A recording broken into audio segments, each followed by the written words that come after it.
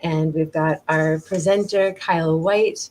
I am going to introduce him in just a moment. First, I want to say thank you to everyone, all the organizations that have helped made our sustainability speaker series possible. We've got the Hope for Creation community organization, the River Falls Public Library, the Powerful Choices through City of River Falls, and the UW River Falls Sustainability Office, as well as the Freshwater Collaborative funding this particular speaking event.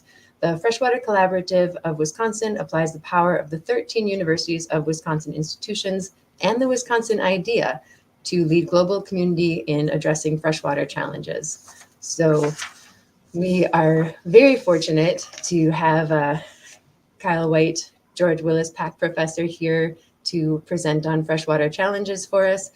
Just a few words of introduction before he begins his presentation. Kyle Whyte is a professor at the School for Environment and Sustainability. He's the founding faculty director of the Tishman Center for Social Justice and the Environment, principal investigator of the Energy Equity Project, and affiliate professor of Native American Studies and Philosophy. His research addresses environmental justice, focusing on moral and political issues concerning climate policy and Indigenous peoples, ethics of cooperative relationships between Indigenous peoples and science organizations, and problems of Indigenous justice in public and academic discussions of food sovereignty, environmental justice, and the Anthropocene. He's an enrolled member of the Citizen Potawatomi Nation. Kyle is currently a U.S. Science Envoy and serves on the White House Environmental Justice Advisory Council, the National Academy's Resilient America Roundtable. He's president of the board of directors of the Michigan Environmental Justice Coalition and the Pesticide Action Network North America. He served as an author for the U.S. Global Change Research Program, including on the National Climate Assessment and for the Intergovernmental Panel on Climate Change Working Group 2. He's former member of the Advisory Committee on Climate Change and National Resource Science in the U.S. Department of Interior and 2 environmental justice work groups by past governors of the state of Michigan. Kyle's involved with a number of organizations that advance Indigenous research and education. It's amazing. We're glad you're here. The organizations include the Climate and Traditional Knowledges Working Group, Sustainable Development Institute of the College of Menominee Nation, the Native American Fish and Wildlife Society, the American Indian Higher Education Consortium, the Affiliated Tribes of Northwest Indians, and New Zealand's Maori Center of Research Excellence. He's a certificate holder of the training program to enhance conflict prevention and peacemaking capacities of Indigenous peoples representatives from the United Nations Institute of Training and Research. Has received the Breaking Barriers Award from the Michigan Democratic Party, Superior Teaching Award from Student Governing Board of University of Michigan School for Environment and Sustainability, the Community Engagement Scholarship Award and Distinguished Partnership Award for Community Engaged Research from Michigan State University, the Bunyan Bryant Award for Academic Excellence from Detroiters Working for Environmental Justice, and the 40 Under 40 Alumni Award and Don Eade Distinguished Alumni Award from Stony Brook University. Kyle has served as Austin Fagothi Distinguished Visiting Professor at Santa Clara University, Rudrick Distinguished Visiting Scholar at University of Waterloo, Timnick Chair in the Humanities at Michigan State University, and Distinguished Visitor at Max Planck Institute for History of Science. And that is not even the start of it. So I could go on, but I can't wait to hear what you have to share with us about freshwater access and protection. So Kyle, I would love to turn it over to you. Okay, great. Well, thank you, Tova. Yeah, and sorry I threw my hands up. I have an energy saving light, and if I sit really still for a while, it'll, as everybody here will soon to see, I have no problem using my hands, so we won't have that issue. So yeah, sorry about that. As long as it wasn't telling me to stop. No, it definitely wasn't. But I appreciate the nice introduction, and it's really awesome to have a chance to connect to this community, especially given this community is near and dear to me as a Anishinaabe person, as a Potawatomi person. And yeah, well, I'd like to share a bit about the work that I do. And I want to definitely cover some topics related to freshwater issues that Indigenous people face. And so I'll be providing some context for that and really trying to contextualize our conversation in relation to environmental justice struggles of Indigenous people. So I'd like to be able to show some slides, which I appreciate. And so first of all, a little bit about the work I do in more detail and some of the projects. So first and foremost for me as a Potawatomi person, as an Anishinaabe person, everything I want to do either is to serve Potawatomi and Anishinaabe people broadly, but also to support the vision that we have for a sustainable environment, for environmental justice, for a way of relating to the environment based on kinship and the importance of having intimate relationships with the land. And so my background, my family, my identity as a Potawatomi person is the inspiration for all the work that I do to protect the environment. And the Potawatomi tribe that I'm enrolled in, we're actually in Oklahoma now, but we're originally from the Great Lakes region. And so when I moved back to our homeland to work at Michigan State and then the University of Michigan about 15 years ago, I was really excited about the opportunity to plug into the ecosystems, the habitats, the lands and waters of our original territories. And so I really wanted to be doing that ground level root work, that grassroots work to protect our territory and especially to protect our water. And one of the first sets of connections that I had when I moved in was I immediately linked up with many of the Anishinaabe water protectors who, going back now many decades, had been sticking up for the water of the Great Lakes, for the rivers, for the inland streams and waterways, for the wetlands. And really, Josephine Mandamin's Mother Earth Water Walk, which was a movement led by Anishinaabe grandmothers, but also brought in Anishinaabe and allied and all sorts of amazing people to walk around the lakes and to demonstrate that traditional kinship relationship that Anishinaabe people have with the environment and with water. And one of the important people I met was named Andrea Pierce. And Andrea Pierce is a Odawa woman, water protector. And Andrea has been one of the leading water protectors seeking to stop the Line 5 pipeline, which I know some of you all know in Wisconsin and Minnesota, there's issues with the Line 5 pipeline. We have issues with Line 5 in Michigan too. It's eroding and creating problems in an area called the Mackinac Straits, which is tied to the origin story of Anishinaabe people and is tied to many key habitats that Anishinaabe people depend on within Michigan. And the fact that Enbridge, the company, wants to build actually a new pipeline to replace the old one, which would have incredibly damaging effects to the water and to the land that depends on the water and the culture and the communities, has been an issue that Andrea has devoted her life to, among other Indigenous struggles that Andrea is devoted to. And so about 5 or 6 years ago, Andrea went to a meeting of the Michigan Democratic Party and saw that everybody at that meeting had all this access to like our national and local politicians. And Andrea noticed that there were no Native people there. And I think she was like, well, how is it possible that in this highly influential space, it's not a space that Native people are in? And so Andrea founded the Anishinaabe Caucus, which is a Indigenous power building organization in the Democratic Party. And, it's really worked to bring out Native people's voices, to influence the vote. And in Michigan, we're a state that, if you recall, we lost to the Democrats lost to the Republicans, to the Trump campaign by just 10,000 votes. But then in the elections following that, when the Anishinaabe Caucus really began to get going with sending out this message that water is life, that water is important, issues tied to murdered and missing Indigenous persons and many issues that matter to Native people, it turns out people in the state, it mattered to them too, and they wanted to support. And so we really think that one of the reasons why the election tides changed in Michigan was when people became aware of how important water is to Anishinaabe people and really understood that water is sacred and that water is part of our lifeblood, not just for Anishinaabe people, but for everybody who shares the state. And so I'm a proud member of the Anishinaabe Caucus and inspired by Andrea Pierce's water protectorship and water guardianship.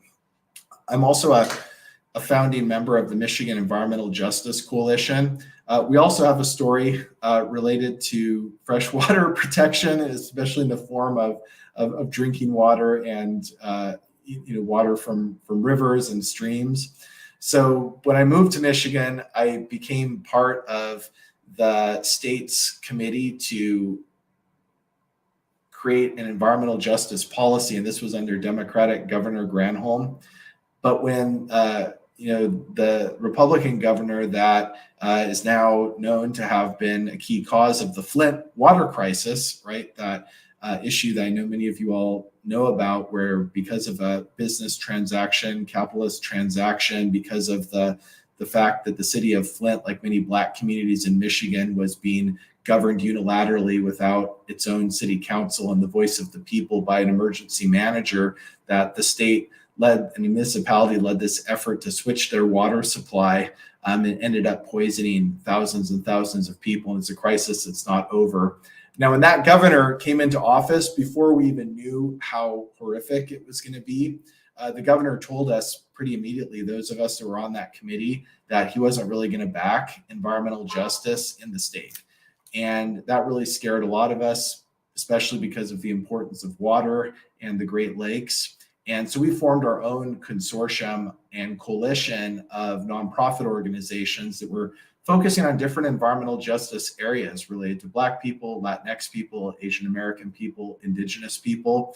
And we formed as a loose coalition. And then over the years, we've eventually formed our own 501c3 organization. So you should definitely check out and look up the Michigan Environmental Justice Coalition. We're a very important people of color governed organization and run organization in the state. But recently, we've also had a national impact because we've been sticking up for the policies and laws that matter to people of color, especially in climate and energy. And we have a very powerful campaign right now to stop some of the problematic investor-owned utilities like Detroit Edison that are literally making life very hard for communities of color. I'll have a little bit more to say about that later, but I really want to uplift the work that the Michigan Environmental Justice Coalition is doing. And currently I have the privilege of not only having been a founder of the organization, but I'm currently the president of the board.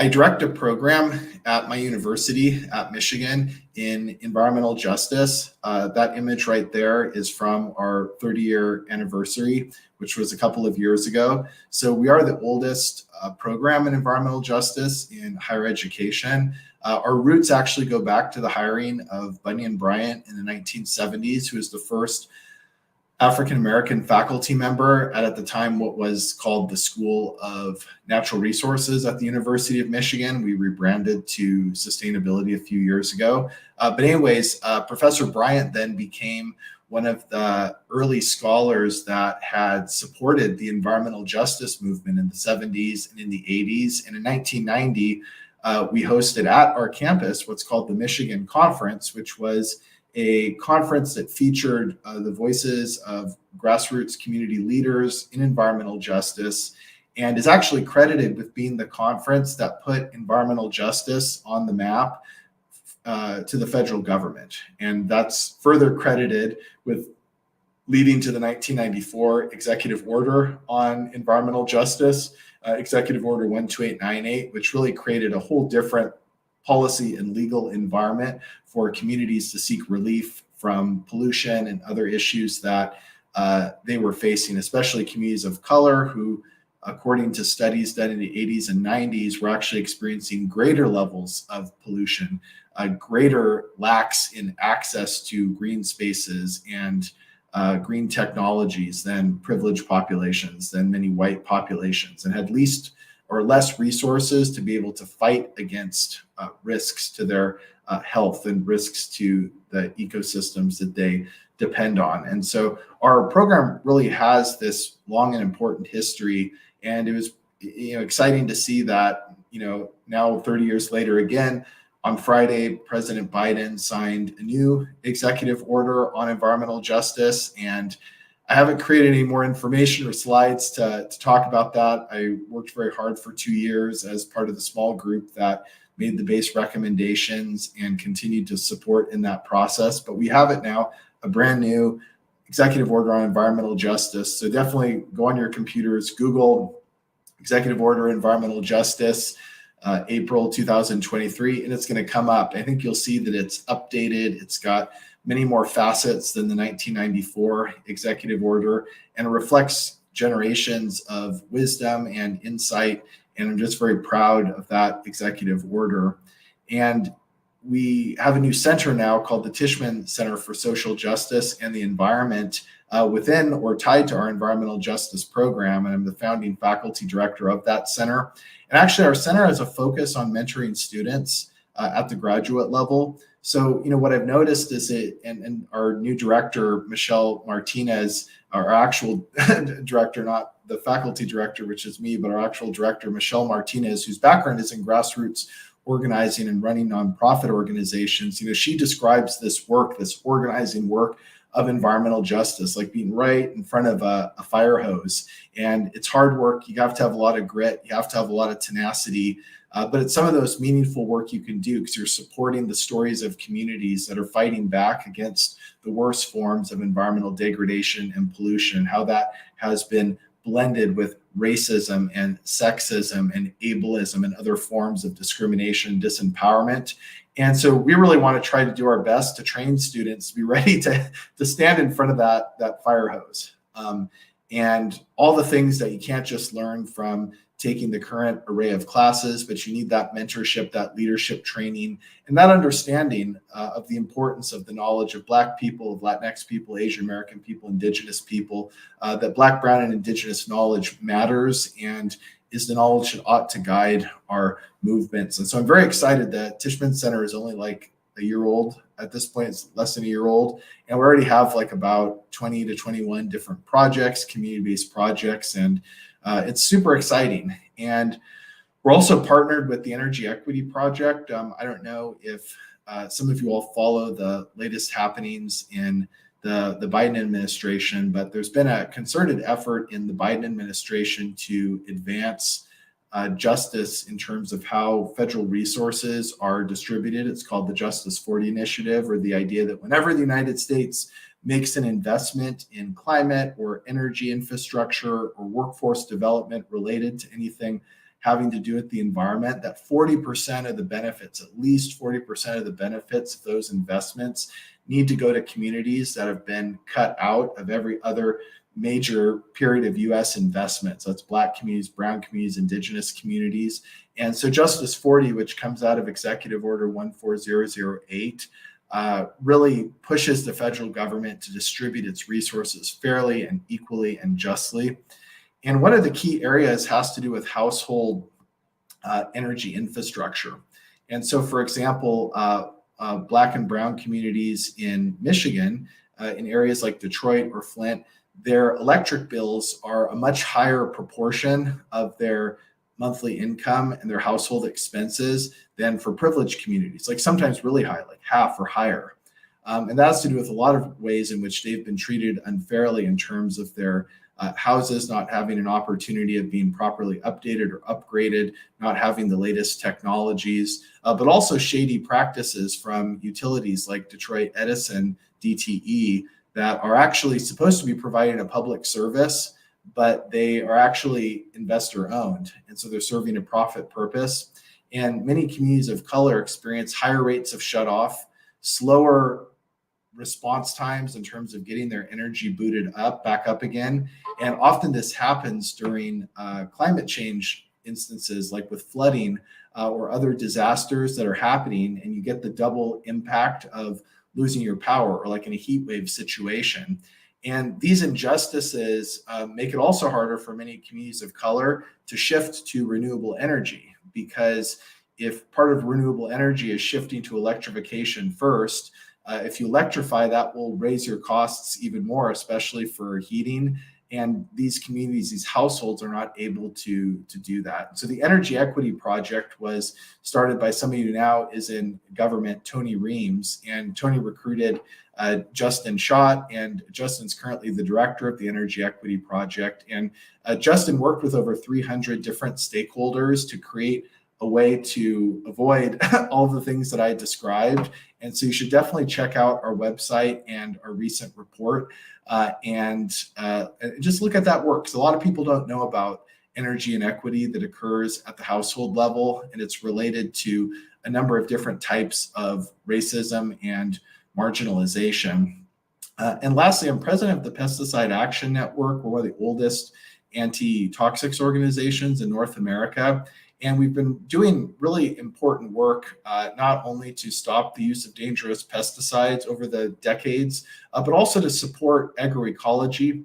And I wanted to, and I'll say a few things later, but point out that freshwater issues are critically impacted by runoff from pesticide, but also just industrial and intensive agriculture altogether. And the Pesticide Action Network, you should definitely check out the resources on our webpage. We're a science-based organization and have really pointed out for years the impacts of problematic forms of agriculture on freshwater. And so we're really a force for protecting water and very much in allyship with different Indigenous organizations. And so a little bit more about different freshwater and energy issues. With the Anishinaabe Caucus, for example, if you go to our YouTube webpage, I'd really encourage you to check out our Water is Life video. If you want to see a powerful expression of what water means to Indigenous people, it's an incredible video. And so if you just again go to Anishinaabe Caucus, Anishinaabe, one at the beginning, two A's in the back, Anishinaabe Caucus, YouTube, then you'll see it'll probably be the first video. And, Andrea Pierce, who's pictured down below in the green on the radio show, she actually went so far as to take like a submarine type of technology, like something you drop down in the area where line 5 is.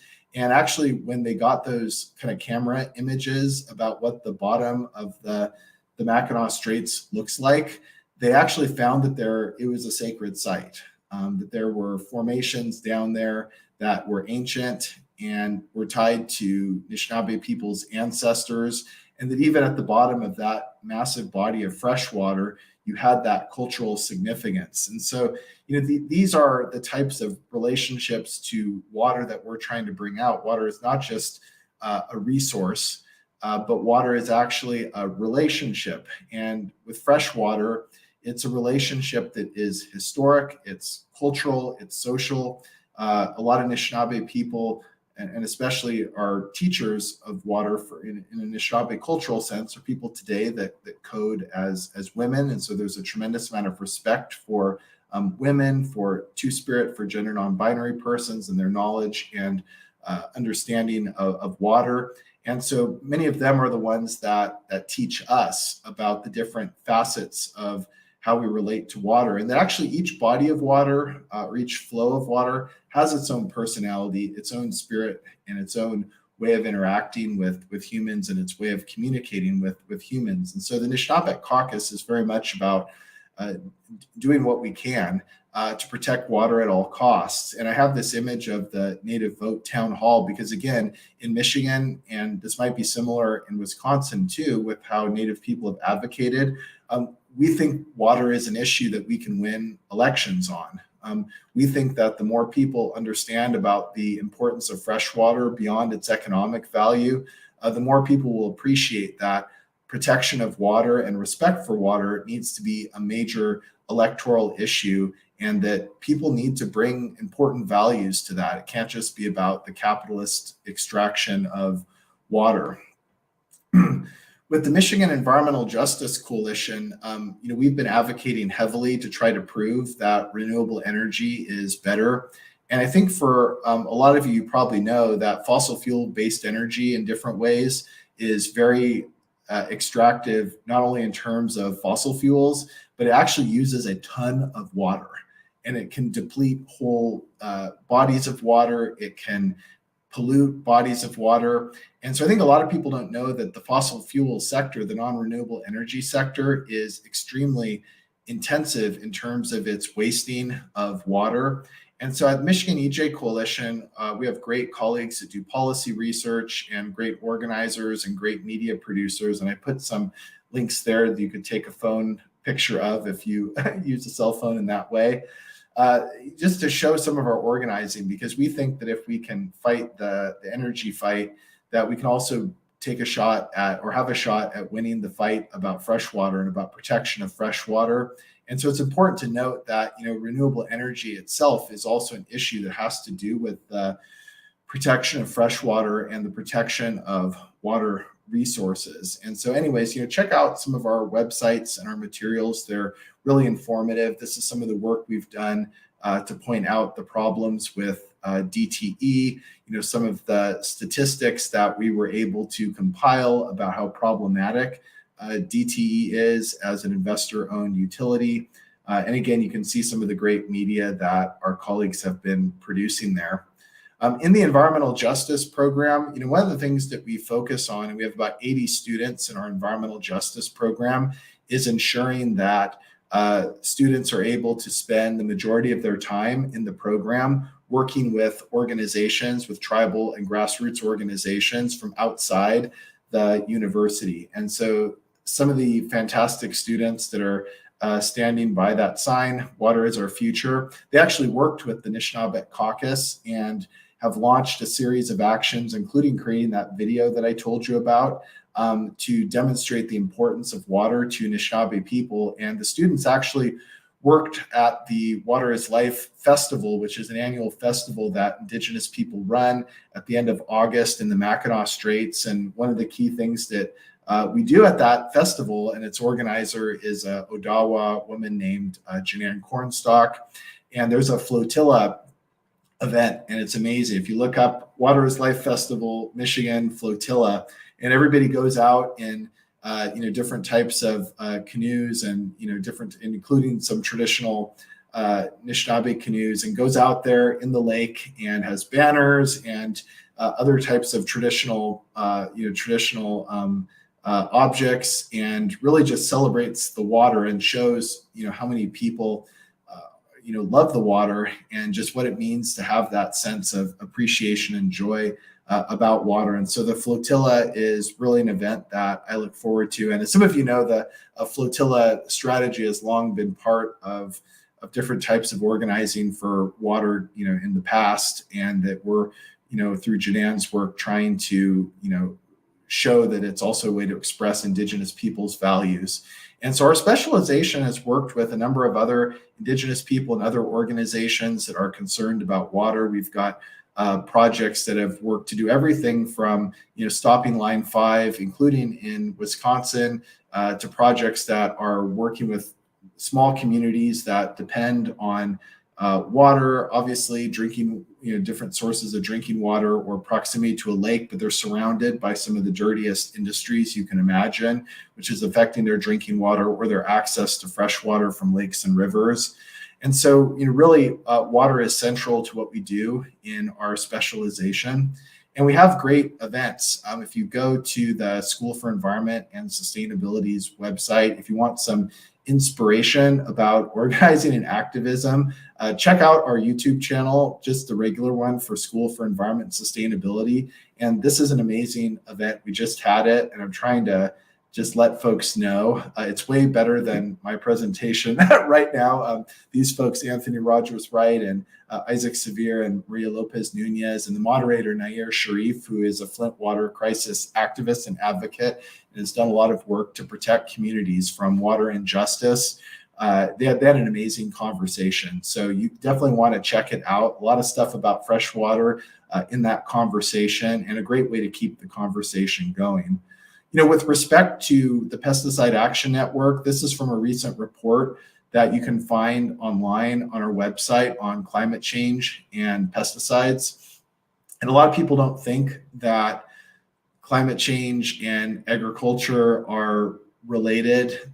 that importantly, but they are, especially pesticide use. And so my colleagues, including Asha Sharma at Pesticide Action Network, describe two cycles, right? One that's vicious, in which climate change and pesticide use reinforce each other, which again, right, has a lot to do with water and how water is used in agriculture.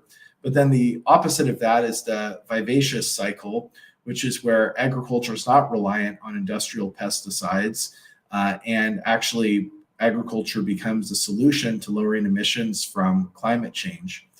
So this is a great report. And we also have a report that I flagged earlier from the Energy Equity Project. It's not as explicit about water issues, but again, I think anything that is supporting the improvement of people's access to energy, especially to renewable energy, and when it's procured in ethical ways, is absolutely a topic for protecting water. So these organizations are ones that are really important to me because they're all about protecting water in Michigan, in the place where I live and I work.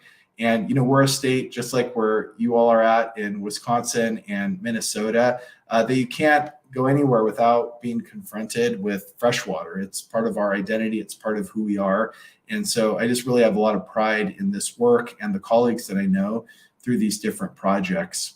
And in the other work I do, I work with a lot of tribal colleges and Indigenous-led organizations. I've recently been doing a lot more government work with the White House and the State Department. And so I've served in a number of advisory roles. And, really in my work, the goal is to center the knowledge of Indigenous people and Black and Brown communities and to uplift just a different way of living. And I think, as you'll see in what I have further to share, that water is central to that vision and central to that goal. So in the specific work I do as a professor and an Indigenous organizer, I work in the context of what a lot of people call Indian country. And those are the tribes that the United States recognizes as sovereign. That's certainly not where we get our sovereignty from. But over the years, the communities that the United States has recognized for various reasons, we've developed certain types of governments and programs and have certain types of access to federal programs, for better or for worse. And so I really work to advance the status of Indigenous people who are recognized by the United States, and really the importance of finding ways to exercise who we are as Indigenous people, to uplift our culture, to uplift our political independence, and to be able to exercise our free, prior, and informed consent. And, when I think about what we have gone through as Indigenous people, and again, this is all close to home for you all because Anishinaabe people are from Minnesota and Wisconsin and Michigan, Ontario, Manitoba, now North Dakota and Montana and Kansas and Oklahoma, and even other places, right? We're a big community of people, tens of thousands of diverse Anishinaabe, Potawatomi, Odawa, Ojibwe people. But what we've been through in this ordeal, this colonial ordeal with the United States, has been a concerted threat to our relationship with so many aspects of the environment, and water being one of the main ones. And what I think is really important is that if you look at the image that, depending on how you're seated, it's the wheel-like image, which was created by some colleagues some years ago at United Tribes Technical College. This was the way that we thought about and understood our society, is that it was a society that was designed to engage in different economic and cultural activities in an annual basis, and that these activities were constantly changing during, depending on the seasons. And so our governments were not central governments. They were governments spread across the entire Great Lakes region. And depending on the different time of year, the central unit of government could be a family, it could be a lodge, it could be a tribe. And it was always shifting. So sometimes of the year, say if you were harvesting wild rice or harvesting maple sugar or out fishing, you would affiliate with the aspect of society that you were embedded in during that time of year. So if your family has its own sugar bush, then at that time of the year, if somebody said, well, where are you from? Well, I'm from this family. But if it's another time of the year and you're out fishing and there's a lot of people fishing in one area and you're kind of a tribe, people ask you, well, who are you? Where are you from? Well, you're from that tribe. And so people didn't have like an identity that simply persisted and was permanent. And rather people's identity, their sense of who they are, it was constantly shifting and constantly changing, but it was always grounded in the idea that who you are is always related to what you're doing out in the environment, what you're stewarding, what you're protecting, what you're harvesting. And so water is a key part of this, because across this entire way of life, all of these changes, freshwater is part of every single one. And so the way that our societies were organized is that people were constantly changing their locations. They were changing the shape and size of their social units to adapt to changes in water. So sometimes of the year, you wanted to be out by the big lake. Other times of the year, you wanted to be in the wetlands. Other times of the year, you interacted differently with the land because it was drier or wetter or rainier. Other times of year, you were along the rivers. People were constantly orienting around water. And I think this is a critical thing to just, if you haven't had a chance to really consider it, or if you're not from a family where this was sort of infused in you, to think about the fact that if you understood that your very society itself was shaped and organized to be most respectful and responsive to water, how would you think of freshwater? How would you think of it? Well, you'd think of it as something that was animate, that had different personalities and character traits, and that you interacted with no different from how you try to interact with another human, a human who you know is important, but that you can't fully get your head around exactly how they work. And when you also observed that life itself depends on water, that you would have this incredible reverence, this incredible understanding and observation that without water, there's no life, and without water being able to flow and interact in certain ways with the environment, then life is not going to pop up at the right times to be able to support other forms of life, including your life. And so in Wisconsin, for example, I think it's important that we really have a profound respect for what happened when this distributed, fluid way of life, which I think a lot of water protectors and Anishinaabe women would say was actually the model for how to think about a fluid society. This fluid society was then dispossessed of its territory and then shrunk into these small boxes. And so in the other map, you can see the colors are the broader territories, which, by the way, are bigger than even the state boundaries, but this is just focused for educational purposes on Wisconsin. But then the little, areas that are lighter colored are the little boxes that people were shrunk to. And so if you think about it, right, look at the bigger colored areas, look at all of the access to fresh water that Ojibwe or Menominee or Dakota or others had. And then imagine, right, that you needed all that access. That was part of the seasonal round. You needed that whole territory to be able to move and adjust and respond and to be able to get all the things that you needed to live good lives. And then it shrunk to the little box. And so that's not just the loss of property. That's only the surface level. It's a loss of access and relationality to water. And so colonization can actually be described as a process by which people's relationships to water is severely curbed or ended or destroyed. And when you think about these movements, like I told you about before, like the Mother Earth Water Walk and a number of other water protector movements led by Indigenous people, it's not just that those people that lead those movements and that many of us are inspired by are people simply stating that water has cultural value. they're actually making a profound political claim, a spiritual claim that water is part of who we are and needs to have the highest form of respect.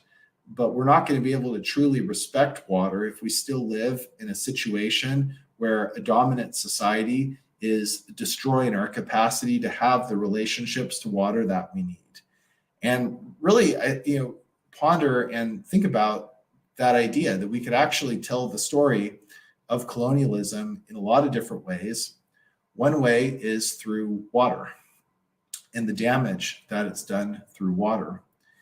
And one of the reasons why this is important in thinking about what Indigenous people are seeking to do in our environmental work is that we do see ourselves, at least from what I understand of many of our Anishinaabe traditions, as being invested in ecosystems. And what I mean by that is, for us, we're part of an ecosystem, so we're not separate from it. Humans are part of it, but we're also emotionally attached. We're part of communities that are interdependent, and knowledge is knowledge actually of the relationship between our communities, the ecosystems, and the emotional attachments that we have. And so the red oval is the most tightly woven fabric I could find online. You can't even see the threads in it. And the idea is that we are a tightly woven fabric of ecosystem, your ecological relationships, of emotional relationships, of community relationships with the environment, with water. And knowledge is actually knowledge of how those relationships ought to work and how they work in ways that support our sustainability, that support our thriving and our sustenance. And so our continuance, our capacity to persevere and to continue to thrive, is related to how well we can support abundance, how well we can support the coordination of these different emotional and ecological and community relationships. And so the little circles in the larger circle are those different seasons and times throughout the year when you're changing activities. And when you are seeking to continue and to ensure that your culture, your way of life, your thriving goes on into the future through constantly adjusting to change and constantly respecting the fluidity of water, the personality of water, the fluidity of other aspects of the environment, the seasonal change that occurs throughout the year. And I've tried to study what this means to say that, it's a form of knowledge. This is what knowledge is. And I work in an academic institution. I'm always confronted with many people that purport to be knowers of different kinds or scientists of different kinds. And I've really tried to compare and contrast how some of my colleagues think about science and knowledge with how, Indigenous people approach it. And, I think for Anishinaabe people, at least in the traditions that I'm most familiar with, we don't approach the world as a static object to be studied. We actually approach the world as something that we're already related to, we're already part of it, and it's constantly changing around us. There is no such thing as anything static in the world. Everything is changing, everything is fluid. And because it's so fluid, and this is kind of recapitulating in a different form some of the things that I was describing earlier, but every time something changes, there needs to be a social or family or educational or ceremonial or political, diplomatic mobilization or activity around that change. And so some of you, whether you're native or non-native, know about the fact that different ceremonies or different times in which a parent must educate younger people, these are timed with seasons. They occur at different times during the year. And that's because what we understood is that when you create social activities, when you create community activities and bonding activities, and they're timed at just the right point of each year, then they convey very powerfully the lessons that you need to understand. Like, for example, at the university where I work, students come to the university and they oftentimes have to leave their communities behind, and they get to the university and they feel really alienated and it becomes hard to learn. Well, in our traditions, it doesn't work like that. During different times of year, there's variety. You connect with different people at those different times, but it's people that you know, people you trust, people you depend on, different families, different clan relationships, different lodge relationships. So the idea is that you infuse the experiences people have throughout the year with collectives and social and cultural relationships that matter to people instead of alienating people.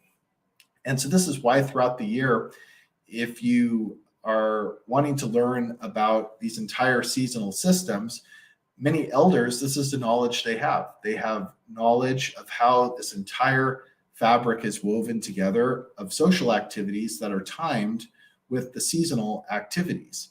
And all of those social activities, by the way, are ones that produce economic exchange, economic value, cultural good feeling, help with people's mental health.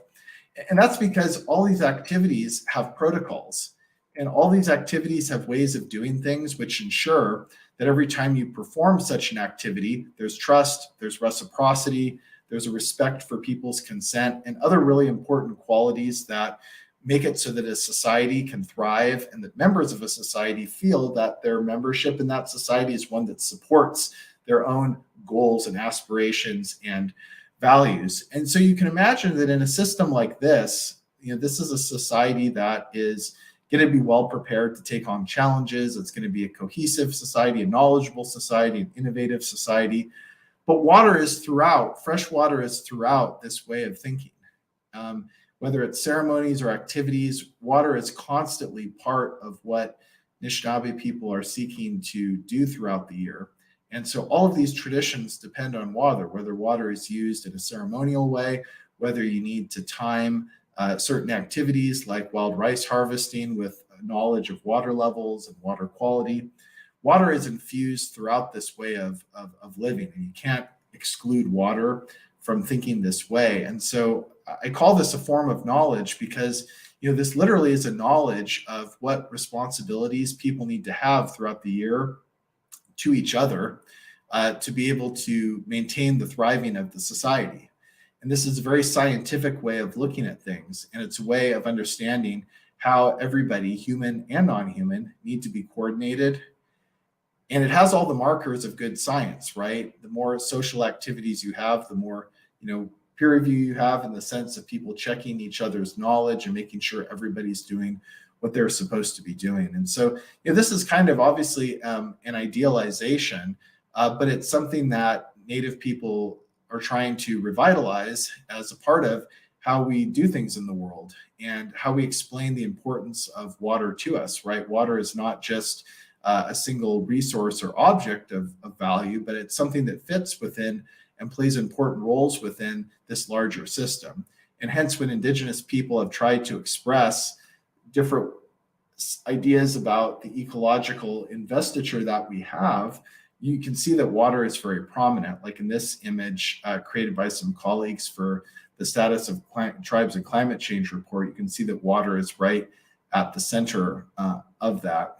We're thinking about an important example from Wisconsin, the Sustainable Development Model at the College of Menominee Nation.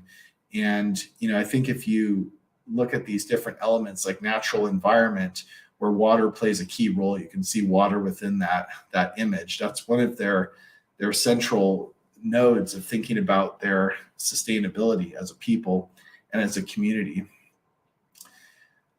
But the problem is that not only did colonization affect our access to water, but now we're experiencing double, triple, quadruple colonization because the industries like the fossil fuel sector and the industrial agricultural sector that were actually the ones behind and that pushed the government to dispossess us from our land and to sever our connections of water are now ones that are responsible for the rise in greenhouse gases in the atmosphere, which is creating human-caused climate change, which is affecting water in a number of ways. And in terms of climate change impacts of water, whether it's increases in pollution, problematic changes in water temperature, changes in water levels, disasters like flooding, we know that the lands that Indigenous people were forced to occupy are actually ones that are more vulnerable to those climatic effects. on water. You should check out our study. If you look up Justin Farrell et al., there's a big author team. I'm on it. It's a publication in Science on tribes and climate change. And so land dispossession then is something that occurred through water. And it's created a number of environmental justice issues that have different relationships to water. So a lot of times when people think about colonization, they think about the fact that many tribes have treaties with the United States. Obviously colonization violated those treaties. It severed our political rights.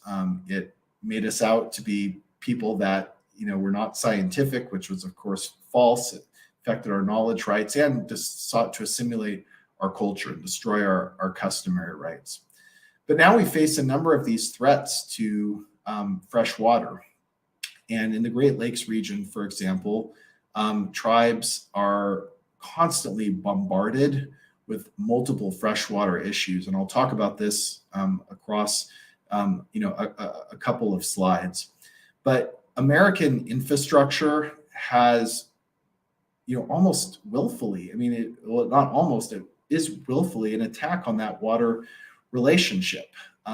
Agricultural runoff, for example, from problematic forms of agriculture, other types of pollution from tourism and fishing have, made it so that the big lakes are too polluted to safely eat fish from, and are also now places where fish are not able to thrive, which I actually think is a key freshwater issue. And so tribes in the Great Lakes region from the St. Lawrence area through Minnesota have had to deal with the contamination of fish populations due to excessive levels of industrial, agricultural, and other forms of pollution. When you look at tribes that you might be familiar with, like the Standing Rock tribe that are fighting against pipelines, every pipeline has a water issue. And sometimes it's not as obvious if you're not used to native issues. Like, for example, in the case of Standing Rock, one of the reasons why the tribe's territory had been shrunk was because there was a major dam project in the area, the Pick Sloan Dam, which had actually completely disrupted the water habitats in the area and created flooding and a new reservoir, and it eliminated huge areas of land that the tribe depended on for key economic purposes. And so dams throughout, even small dams, it's not just the big dams, it's small dams and other forms of blocking water, culverts and other things, have completely altered what actually many native people like Anishinaabe people depended on for transportation, for fish, for habitat. Anishinaabe people, especially Odawa, Ojibwe, Potawatomi people, we actually had an intricate way of traveling through all the different rivers and navigable streams within the inland areas. We could travel very quickly. We could move supplies that way.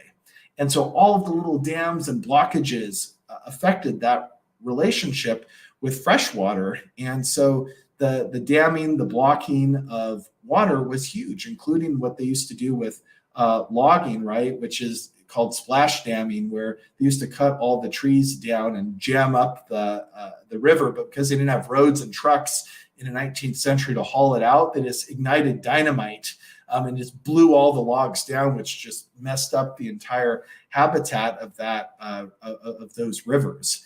And so, when you think about this, right, just the assault on water, and that we're dealing with the ramifications of that today, it goes back to infrastructure like dams, which is why dam removal is a major Indigenous environmental justice advocacy issue today, because it's actually about letting water not just be free, but for water to play the role that it was meant to play as fish habitat, as plant habitat, as water that you can drink, as water that you can enjoy for recreational purposes without danger.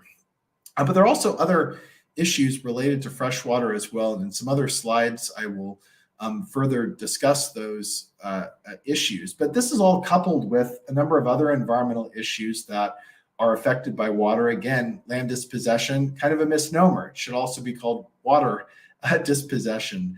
Mining and extraction, which every single tribe, I would give anybody $25 if you could name a tribe that hasn't faced a threat from mining or another extractive industry. All of those threats are actually threats that affect those communities' supply of water, and affect the quality of water.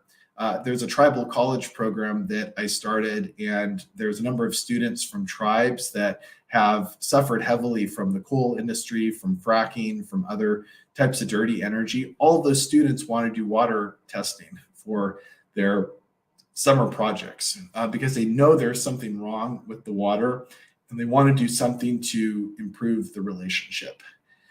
These pipelines, key environmental justice issues that Indigenous people face, line 3, line 5, these are pipelines that either their construction required excessive use of water, they run across bodies of water.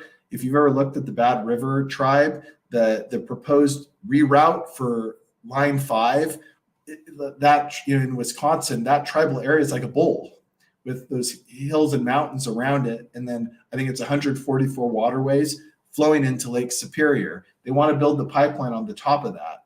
So any leakage or anything goes straight into that bowl, into that wonderful and beautiful habitat area, and then out to Lake Superior.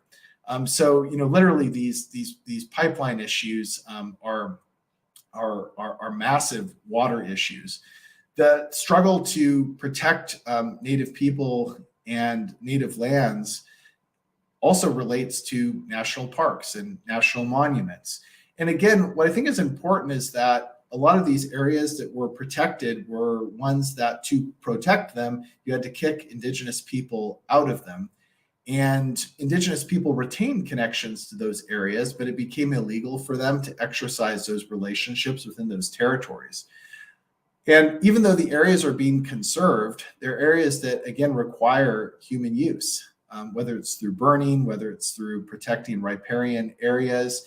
And so Indigenous people, by being excluded from many of these areas, or like in the case of Oak Flat, by being forced to lose their relationship to a sacred area, so a giant copper mine could be put there, but then being given another area of forest to somehow replace that. These are all issues that are live and that Indigenous people are facing right now, that the Department of Interior, under the leadership of Deb Haaland, is attempting to solve in different ways through creating co-management and other forms of affecting tribal sovereignty.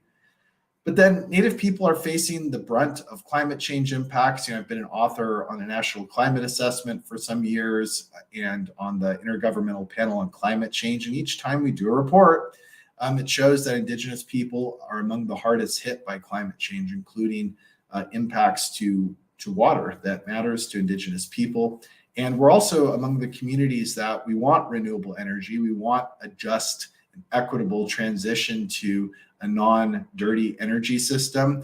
But because we've been excluded from all major periods of U.S. investment in infrastructure, we require a lot to be ready to have some of the latest technologies.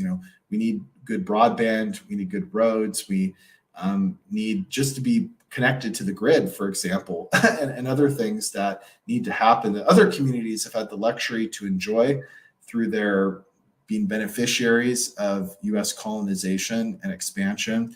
And so this is actually a form of environmental injustice, not being able to lead, to participate in the energy transition. And at the end of the day, we still experience rampant racism and other forms of discrimination. The issue of murdered and missing Indigenous women especially is one that's connected to environmental issues. It's connected to mining and extraction.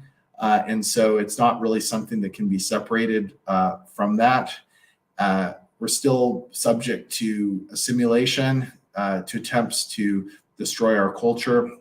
And so these are all environmental justice issues, and there are thousands, literally thousands, just within the United States. And really, freshwater issues are massive when we're talking about environmental justice.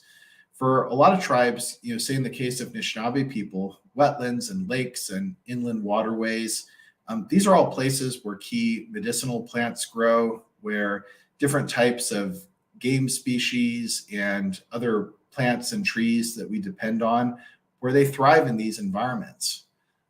And wetlands are, like literally from, I guess, like a layperson's perspective, I mean, these are watery, wet environments that have very special habitats, and they can be disrupted very easily by industrialization. And so the fact that, for example, people I know that are experts at medicinal plant harvesting are people that know a lot about wetlands. And for a lot of tribes, the preservation and protection of wetlands goes to the core of the protection of those key medicines, those key plants that we use for ceremonies, that we use for healing and other types of invigoration of emotional bonds. Access to the large freshwater bodies, so the Great Lakes. Many of you are aware of the treaty rights struggles in Wisconsin and other states in the Great Lakes region. But literally, these were about fishing, these were about transportation, and the loss of access to those bodies of water, which then people had to take the US to court for in the 70s and the 80s and the 90s to make sure that Native people could continue to access the Great Lakes.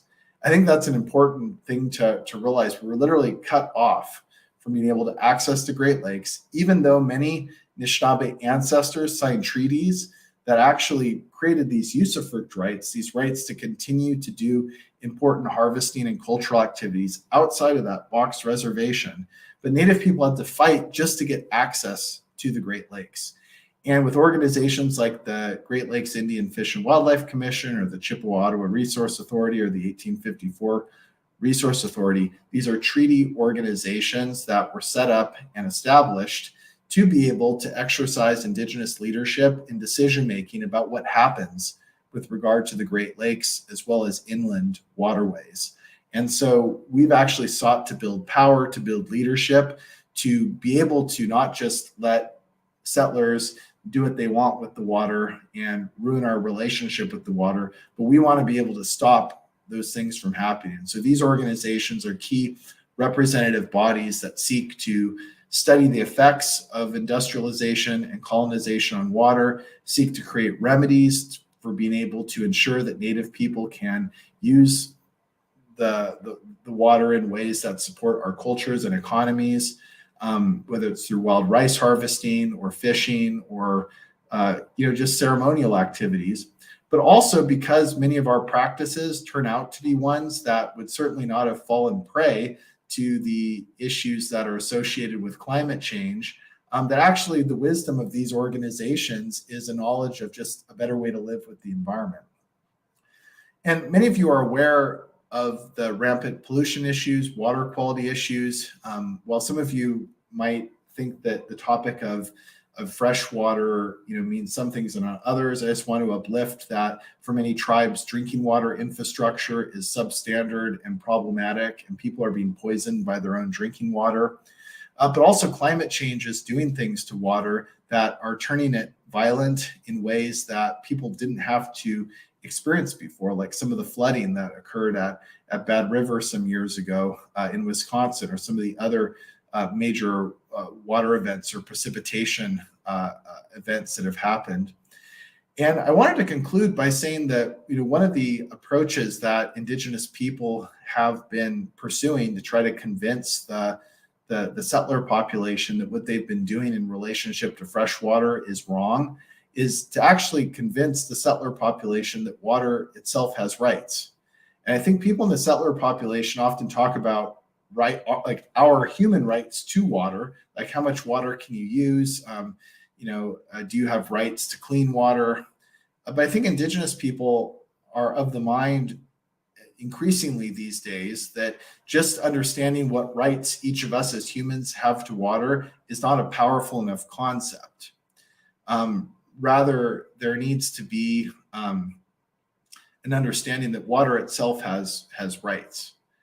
That water itself is a rights-bearing entity. It has personhood, it has spirituality, it has its own self-determination, its own spontaneity, and its own important place in ecosystems of which humans are part of the ecosystem, not some exalted dominator of the ecosystem, but are just a part like everybody else. And so you're seeing different tribes, for example, in Wisconsin and Minnesota, tribes like the Ho-Chunk and so on, establishing rights of river, rights of water, but also like with White Earth, with the Chippewa tribe of Minnesota, establishing rights of wild rice, which then is heavily related to water because wild rice depends on water levels and water quality. So it's a right that heavily implicates the relationship between wild rice and water. And so we're trying to find actually a stronger way to explain to people why fresh water is so critical. And that maybe it's time to start focusing on the idea that that water is a rights holder itself. And so outside of the Great Lakes, tribes like the Ponca and others have been establishing policies on rights of rivers, rights of water internationally. Maori people, such as the rights of the Whanganui River, have been leading the way in this movement. And again, I think it's not necessarily just supposed to reflect a certain cultural understanding, because rights are typically a Western concept, but it's trying to really figure out a way to convince the settler population that rights are powerful and we should understand that it's not just humans that have those rights. So, hey, I look forward to engaging you all further in the question answer period with Native people. There's 1,000 freshwater issues, and so I'm happy to cover all of the ones I wasn't able to cover in the presentation with your good questions. Wedge. Wow. Well, thank you to you. That was so many great resources. I was taking notes and then I had to stop and just commit myself to listening to the recording. So I am going to look for some questions online, but I appreciate the perspectives on rights of wild rice, rights of water, rights of nature in general. And we cover that with some of our classes at the UW. I also really love what you were talking about with relational identity and connecting that with campuses. I think some students struggle with, and maybe people in general struggle with coming to a new place and figuring out how to plug in, how to connect, how to support the place they're in. And so I am wondering that relation to water, if taking in that relational identity might be part, if you've thought or had any work on developing better relationships with water, and if you could talk at all about that. Yeah, absolutely. And I love that question. And there's a lot of important scholars and advocates that have been influential in my thinking on this. And there's definitely a couple of lessons that I wanted to share. So in terms of Josephine Mandamin, who walked on now some years ago, but many of us had a chance to witness Josephine and connect and so on. One of the things about Josephine's work was that she was really starting from the point that she recognized that many of us, native and non-native, that our relationships with water had been severed. And so I think that oftentimes when people see native movements, they assume sort of that we've just had these amazing relationships with water or rice, and they forget, ironically, that we've been through more colonization than they have. And that what we're really trying to do, even though we're pulling on a large legacy, but we are actually trying to reacquaint ourselves. And we have good instructions, we have good guidance on how to do so. But the only way, and I think this is what's powerful about Josephine's work, is that the only way you can do that is to literally start interacting with water. And for me, that would be crazy to think about literally people just walking around the entire lakes, but that's what she did. You have to show that commitment to water. You have to find a way to show that it's more than just a passing commitment. It's more than just something that you say. It's actually something that you do, and something that you're willing to sacrifice for. And so I think it's important to be asking ourselves that daily. insofar as right now I am not sacrificing for water, why is that? And would I sacrifice for water if water was on the line? And given that water is always on the line, why am I not sacrificing now? And I think these are not things that necessarily say you need to go out and do X, Y, Z, but they're powerful questions to constantly be asking ourselves. Another thing I wanted to mention as another powerful lesson, and there's a lot more to say about this. And in my own writings, I do kind of touch on these topics in different ways, but I probably haven't written something that was like just on the topic of water, but I've written on everything else: sturgeon, wild rice, water resources. I've written on all those sorts of topics in different papers. But remember, and this doesn't mean you have to change your scientific view or anything like that, but if you approach water as having its own personality, well, just like with any human, so you meet somebody for the first time, they have a personality, but that there's no way that you can get to the bottom of that personality until you really get to know that person. And that person's going to surprise you. And that person might do things that make you want to be friends with them, or do things that make you not want to be friends with them. But the difference with water is that you do depend on water. And so you can't not depend on water. And so if you're living in an area that you just moved to, or you don't feel that you have a cultural connection to it, and there's a body of water there, that is an entity, whether it's a river or lake or stream, that's an entity that has a personality. And no matter what you think about its personality, you depend on it. And you need to go through the same process of getting to know that personality that you would with another human being. And I think that's an important approach as well, and one that anybody can do. And yes, when you do that, you will learn all sorts of things about Indigenous history, and you will learn all sorts of ways about how to advocate for environmental justice. Excellent. And I just want to throw a quick thank you out to folks who have shared their knowledge and expertise, because we did have a Nibby walk, a water walk along our river, the Kinnikinnick, here in River Falls. Amazing. In 2021. So Sharon Day of the Indigenous Peoples Task Force in Minnesota led the walk. It was coordinated by Anishinaabe artist here locally, River Erky, and the Kinney River Land Trust, the Kinney Corridor Collaborative, the North Woods and Waters of the St. Croix all helped co-sponsor this event. And I was privileged to walk along. And Sharon Day is awesome. Yeah, that's so cool. And so I very much appreciate that different types. You can have read all you want or gone fishing, but doing focused activities where the entire purpose is about the water, like the Nibby Walks, is just an amazing learning opportunity and connection opportunity.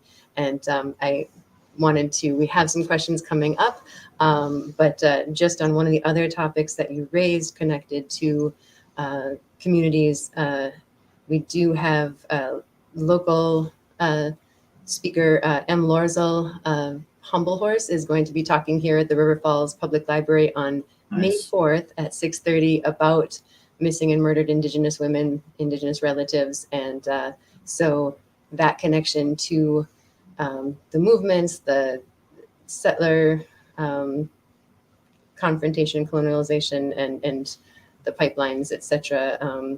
A lot of what you talked about may connect with that event coming up here on May 4th. And that also will be virtual as well as in person. So just a little shout out for more learning opportunities right here in River Falls. And then I'm going to turn to some questions we have coming in. Great. So, yes, many thanks. And we have the Tiny Town. We have a majority of our students who are white, hetero, cisgender, and women. And so wondering what experiences have been working with non-Indigenous students, moving them into sustainable actions. Let's see. I think the comment got cut off, but maybe we can get the gist of having that difficulty finding a way to connect, to plug in, to maybe learn and if I get more, I will check any edits and make sure that I'm not misrepresenting the question here. But how to get the learning and the experiences for in a respectful way on the non-Indigenous side, or Sure. having respectful, appropriate connections that way maybe is. Yeah, absolutely. And I've worked for a long time as a mediator and facilitator between different Indigenous and non-Indigenous parties, and between Native and non-Native students and faculty and others. And so a lot of what I do is kind of that role as a facilitator and mediator. And so I thought a lot about these things. And obviously, as a professor, I also, the majority of students that I do teach are non-Native, and a number of them come from white and privileged backgrounds. And there's a lot I could say on this. I'll focus on one aspect of it in particular. And I do think, and I actually, this is something I can identify myself with as somebody that both experiences areas where I suffer from a lot of discrimination, but also areas where I suffer, or well, I guess suffer, but where I have a lot of, have a lot of privilege. And what I realize is it's an issue of storytelling. And so when I think about areas where I'm really privileged, those are areas where I'm really focused on my own story. Like I really think that I'm an amazing person, and that whole story I have about myself would be ruined if it turned out I was a sexist or an ableist. And so when we focus on our own stories, we then take in new information from others. Like if somebody pointed out that I just did something that was sexist, or just did something that was ableist, or just did something that was another form of discrimination, area that I'm privileged in, I immediately want to figure out how I can adapt my story so that all goes away. I'm including times where I don't even want to think through an issue related to a group that I oppress or person that I oppress because I'm uncomfortable doing that, or because I don't feel that I have the right to do that because of my privilege. And I think that type of thinking is thinking that you have when you're just focused on this idea that there's one story out there and it's yours, and you're either going to be the hero of your own story, or you're going to be somebody that's constantly scrambling despite all evidence to be the hero. And that kind of thinking is one that in the classroom with students we need to shed. And one of the things about the Indigenous, or kind of Indigenous people's different traditions of talking circles, is in a talking circle, everybody shares a story. And when you don't comment on somebody else's story, you take it in, you reflect in your own mind, how you personally relate to somebody else's story. And I think what we need to be doing is getting people to reflect about how they might fit into somebody else's story, and understanding that each of us is part of many different stories. And oftentimes the roles that we might have in somebody else's story is not a role that we want to maintain into the future. For example, a lot of non-Native people, when you put yourself in a Native person's story, you're a colonist, you're a settler, and you're erasing Native people. And because that's how you are in that other person's story. And it's a story that also happens to be grounded in historical facts and real things that happen, and real things that you and other people are doing today. And when you grapple with what it means to be in somebody else's story, you begin to think about, well, shoot, if I'm actually that character in that other person's story, how can I change what character I am? And I think that type of thinking begins to create not only greater empathy, but it opens up different types of solutions. Because if I am really somebody that is playing one of those roles, should I be defensive about that? Should I try to cover it up? Should I try to emerge as the hero? Absolutely not, because it's that other person's story. And so I really work with students on that kind of multi-storytelling model, And you don't have to ask anybody to do anything that they're uncomfortable with, but you just have to convey the power of Native people's stories and the independence and the knowledge base that those stories come from, and find strategies just for people to focus less on the idea that their story is the only one that they need to rally around. And so that's why, for example, when I come out of like a talking circle, yeah, I can't tell anybody's story for them, but I can communicate to others what happened in that talking circle and say, you know what, I can't tell those stories, but what I can tell you is that when I heard the stories, it affected me in a certain way. I realized that actually I'm not just this person who I think I am, but I'm actually this other person. And that's something I want to change and I want to do different. But the only way I'm going to learn how to do differently is if I think more about those stories. And it's not just about listening; it's about taking in the stories and changing your behavior immediately. But anyways, as you all can see, I can carry on the topic, and there's a lot to say there. But I appreciate the chance to give some feedback on it. There's a lot to learn for many of us, so I appreciate that. I want to just I got a retype of the question. So that was totally different. Well, I think you touched on it, but if you, just in case you have anything you want to add, the question was, how do you get non-Indigenous students to move into sustainable action on issues they don't see an obvious connection to in their lives? So I heard some of that, but if there's anything additional that you'd like to add before we move on. Well, I'll just say, yeah. So I get it. Like part of that is the allyship question, but the other part is, I mean, that I do work with. So I teach a class on Indigenous sustainability and environmental justice. I teach a class on Indigenous rights and environmental justice. And we go over a number of different facets of why it is a complete colonial shame that Indigenous curriculum is not throughout each of these universities, because none of the status quo around us would be possible without the seizure of assets that Indigenous people created, including property, habitats, ecosystems, forests, et cetera. So I think it's important to cover that aspect of it.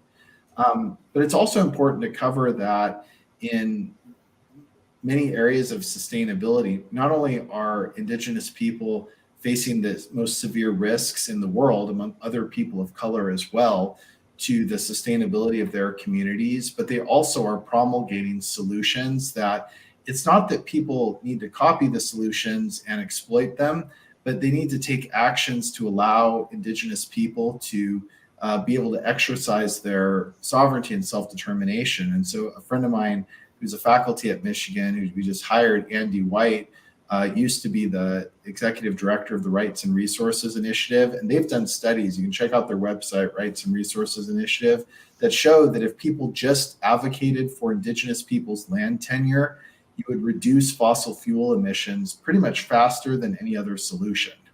And so it's these examples, which is why actually, supporting policies and laws that empower Indigenous people is actually a way to get to sustainability faster than, say, some technology like carbon capture or solar radiation management or something like that. Makes some good sense. And I think we've been trying to incorporate a few ideas of traditional ecological knowledge in some courses that I've been working on, and I think that's spreading throughout the UW system with the Freshwater Collaborative Initiative and other things. But connected a little bit to that, I have a new question that came in. I think people were having some trouble getting their questions up and signing in. So we're just getting a couple more. But what advice would you give to young people just starting down the path in their relationship to water? Yeah, absolutely. And so I do think, I love the question. I think for me, whenever, I've been in a new place, like when I moved to Michigan, for example, and I was thinking, shoot, I feel so uncomfortable being in this new place. But what I really think is important is that I realized that I was able to connect, to plug in, to feel more comfortable the more that I visited the river that was nearby where I lived. And the more I thought about that river, that body of water, it also turned out to be a great conversation starter with new people, right? I talk about what's happening in that waterway. So the more I would visit that body of water, the more I'd make observations about plants and animals. I'd see interesting things if it flooded or if there was a drought or if I saw some type of fish there or the spring ephemerals. And so it created a whole drama. And I think one of the amazing things, right, is like I live right now in a kind of a rural area, so I watch animals and plants constantly, and I'm constantly interacting, out in that environment. But like the stories I have of like just the tiniest plants are much more interesting actually and funny to tell people about than Netflix. And I'm not just making the argument like don't watch TV, but what I am saying is that to build a relationship with water, first start with finding the nearest water and learning the stories that are happening around that water. That's step one. Step two is learning the cultural history of that water. And that's why I think, as I really love, as I first did stuff out on the land, I got an appreciation of the physicality and the actual personality of that water. Then I hit the books. When I hit the books, then all of a sudden, all that scientific information, the historical information, the archives, the tribal history, that just like leapt off of the page. And I learned quicker. Because remember, you learn quicker when you learn in nature. I think that's something that more scientists are beginning to learn. Like, for example, if I'm trying to teach you about certain physical properties of water, I bet you're going to learn a lot quicker if I have you do something adventurous in relation to water or take on a challenge with the nearest body of water. If you first try something out in nature, then go back, talk to somebody about it who also appreciates water, then you hit the books and see what science and indigenous knowledge has to say about it, you're going to learn in a very short period of time something that might take a whole course or a whole degree to learn. And just like with other things in your life where you know that you need to keep track of things like a hobby, like collectibles, like other things, it's no different. The first few times you start trying to interact with water on a small scale, it's going to seem like a waste of time. But it won't be, and you'll start seeing the stories emerge, and you'll start giving your own voice, your own humor to those stories. And that's what will make the science and other aspects of water, the history, more exciting to you. And in a follow-up to what our colleague Tova was saying about the curriculum there, I would just say that's absolutely amazing for, even if you're not a specialist, for people to be teaching Native voices, traditional knowledge, because there's all sorts of like knowledge that Native people, Black people, brown people have that is to be kept in our communities. But we've also published things out there that we want others to read and discuss. And like the stuff I've published, like I don't expect that there's some similar specialist that's going to walk everybody through it. I published out there because I want people to read and discuss it. And I think people should be confident about that and really engage with the works that people have put out there to be consumed publicly and to be part of those discussions. And we understand there's going to be people that don't interpret it correctly. That's just part of it. But I think it's interesting that, people think that they are confident, say, interpreting something that like the Romans or the ancient Greeks wrote, right? But actually, we have no idea what they meant, what they meant either, right? Unless we are from that time. And so I think it's important to actually wonder, to really think that we need to have a much more expansive curriculum and to really understand that people put things out there for a purpose, and it was for you.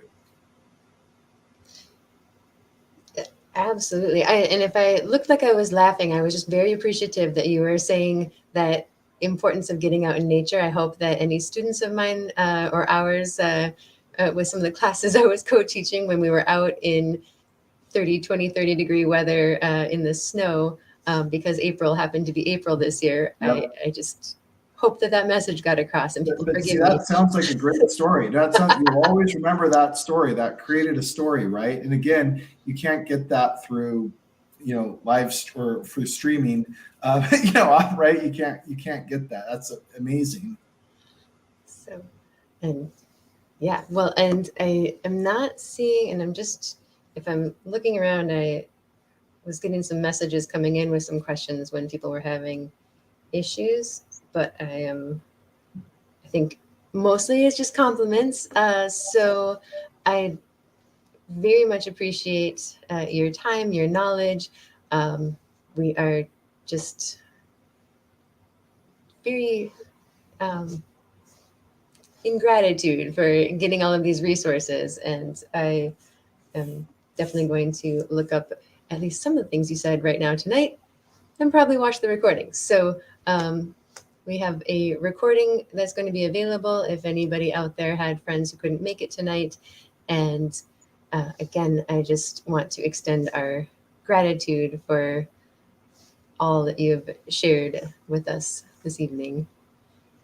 Great, thank you. And you guys are all fantastic. I really love this community, and great to get a glimpse of some of the important work that you all are doing there. And yeah, I hope you continue to uplift Anishinaabe knowledge holders about water. I'm actually not necessarily one of those, but you've named people like Sharon Day and others, so especially Anishinaabe women. Really, to continue to uplift them and their work is something I hope that you all continue to commit to. And yeah, another shout out on that. It's Minnesota, not Wisconsin, but the Nibby Center in Minnesota on the White Earth Reservation. Oh yeah, late June 20th and 21st, Anishinaabe Law. Maybe I'll see you there, and please come visit our river falls. We'll take you down the Kinnikinnick. Awesome. All right, take care, everybody. Thank you so much. Good night.